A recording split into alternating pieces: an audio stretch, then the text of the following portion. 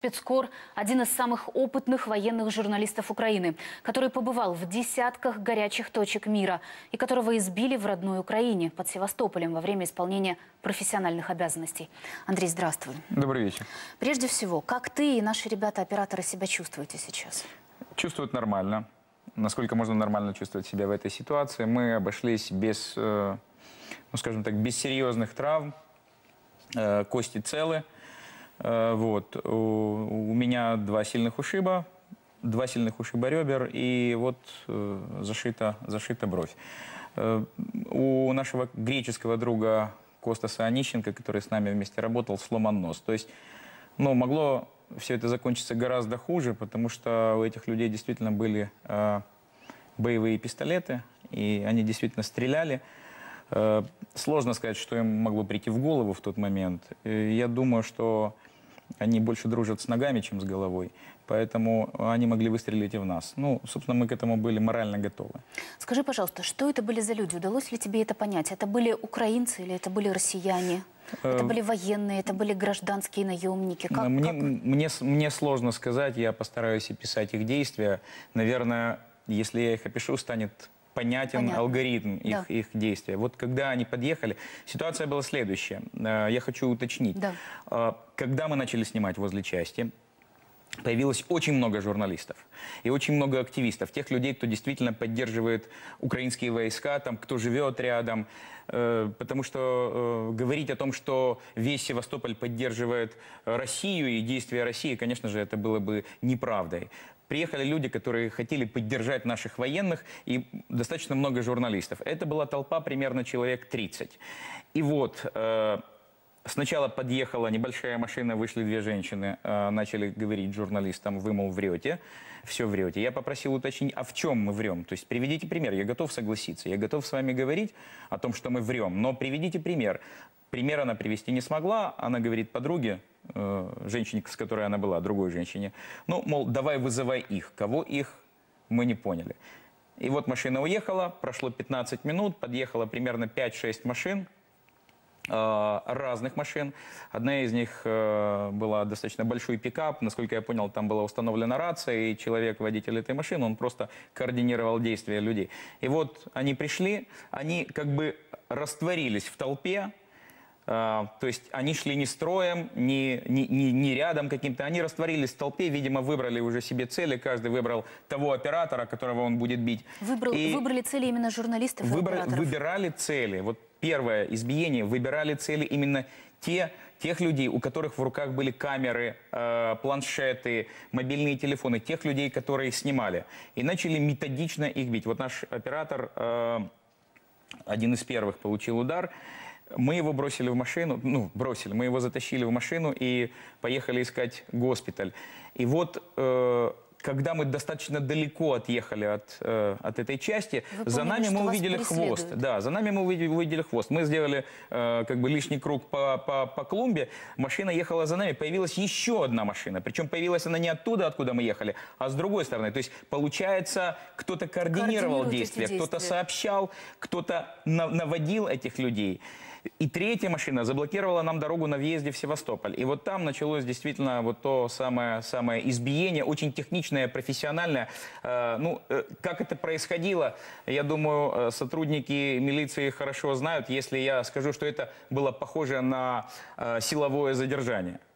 Очень технично, действительно технично, четко, профессионально, с нужным прессингом. Что они говорили? Они молчали, люди, во время этих всех действий, избиения? Что они говорили? Нет, они пытались деморализовать нас, да. Вылезай, эпитеты соответствующие. Я думаю, сигналом мы закрыли. В общем, эпитетов больше, чем слов было. Вот. Но при этом они говорили: Севастополь вам не Киев, езжайте в свой Киев, запомните, вы все поняли. Вы запомнили, что здесь такое? Да, собственно, я пытался как-то с ними отшутиться, да, не отшутиться, но как-то снизить градус напряжения. Не знаю, насколько это удалось, видимо, не очень, потому что уехали мы, как видите, с травмами оттуда. Хотя могли вообще не уехать, у меня такое ощущение. Андрей, вообще это удивительно, мы знаем, что ты побывал во всех горячих точках мира за последние годы, где были конфликты. Ты отовсюду делал репортажи, ты вел переговоры там с самыми невообразимыми террористами. И как так получается, что в Украине на журналистов вот так напали? Как ты чувствуешь, это действительно какая-то сознательная акция против представителей прессы в Крыму? Я вот до вчерашнего дня у меня не было ощущения того, что люди агрессивно настроены против прессы. Да, были споры.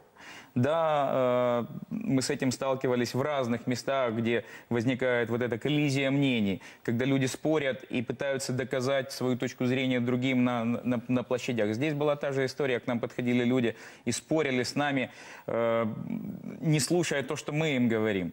Вот. Но при этом агрессии не было. При этом действительно не было агрессии, мы о чем-то договаривались, к чему-то, к какому-то общему знаменателю приходили в этих разговорах, в этих интервью. И вот вчера для меня был знаком момент, когда положили лицом в асфальт группу из Болгарии, разгромили офис Associated Press в Севастополе, избили нас. Жестко очень избили нас. Сегодня утром стреляли по журналистам, которые были возле райвоенкомата в Симферополе, стреляли по их машине. Вот. То есть мне кажется, что началось методичное выдавливание журналистов из Крыма накануне вот этого самого так называемого референдума. Их выдавливают оттуда, для того, чтобы они там не были. Потому что все-таки вот этого, на мой взгляд, этого единства мнений там нет. Там, возможно, я признаю, что большинство жителей Крыма приветствуют Россию. Возможно. Но это не подавляющее большинство. И то меньшинство, которое хочет жить в Украине, оно достаточно активное. Это средний класс, это люди, которые имеют небольшие гостиницы, свой частный бизнес, которые ищут стабильности. Это интеллектуалы, это те, кто хочет развиваться. К сожалению, они в меньшинстве, и, к сожалению, они физически слабы. Они лучше работают головой, чем ногами, и лучше создают какие-то более практичные вещи, нежели стреляют из пистолета, к большому сожалению.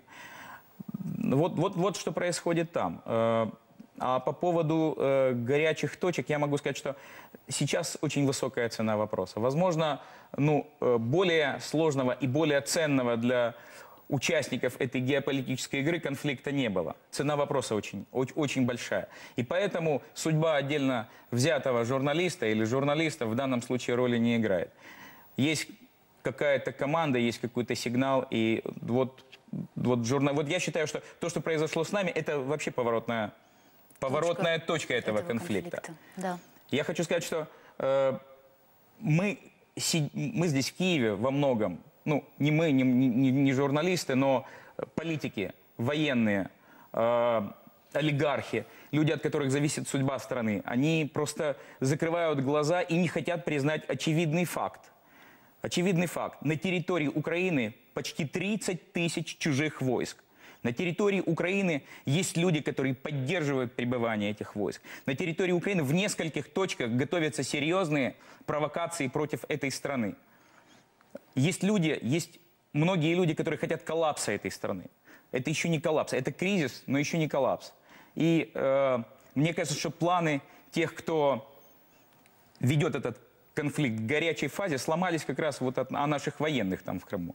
Вот об эти базы, которые не сдались, которые в условиях брошенности, в условиях преданности, в условиях, когда их предали собственные генералы, я так считаю, они держатся, они не сдаются, и они готовы сопротивляться. Андрей, спасибо большое за твою позицию, за профессиональное и гражданское мужество. Это был наш корреспондент Андрей.